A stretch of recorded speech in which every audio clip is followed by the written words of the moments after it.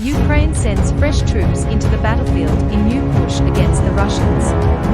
Ukrainian forces are intensifying efforts to retake territory on the front lines, increasing attacks, and committing additional soldiers to the battlefield, three Defense Department officials said Wednesday.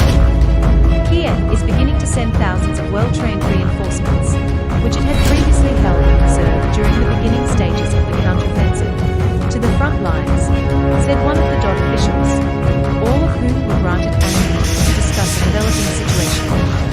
Reports from the battlefield also indicated that Ukraine had launched a major new attack in the southeast of the country. Ukrainian forces attacked south of the town of Orikhiv in the Zaporizhzhia region, deploying 3 battalions reinforcement tanks, Russia's defense ministry said Wednesday. One of Ukraine's goals is to reach the Sea of Azov, about 60 miles south of Orikhiv, cutting off Russian forces between the south and east of the country, said the first DOD official. The New York Times first reported that Ukraine had begun the main thrust of its counteroffensive. National Security Advisor Jake Sullivan spoke by phone on Wednesday with Andriy Yermak, head of the Office of the President of Ukraine, according to a readout from Ukrainian President Volodymyr Zelensky's office. The two discussed the situation on the ground and measures taken by the defense forces to liberate Ukrainian lands from the Russian invaders. The push this week may be the start of the first real breakthrough for Ukrainian forces so far in the counteroffensive.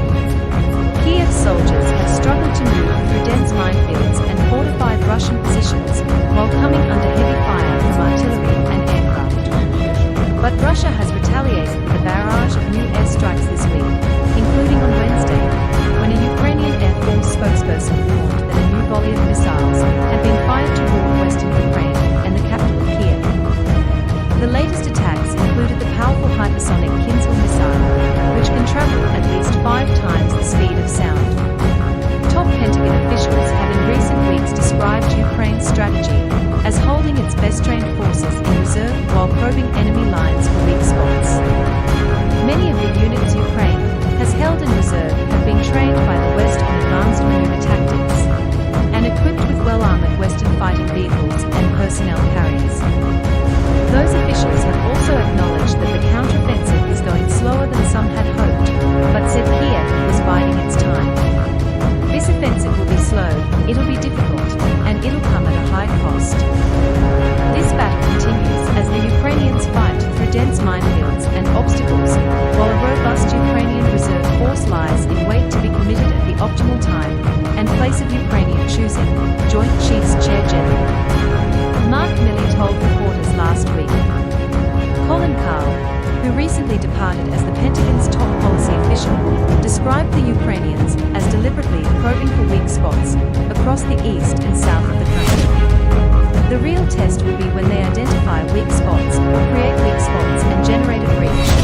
How rapidly they are able to exploit that with the combat power that they have in reserve, and how rapidly the Russians will be able to respond, Kahl said during a July 7th briefing with reporters. Subscribe to the channel to stay up to date with all recent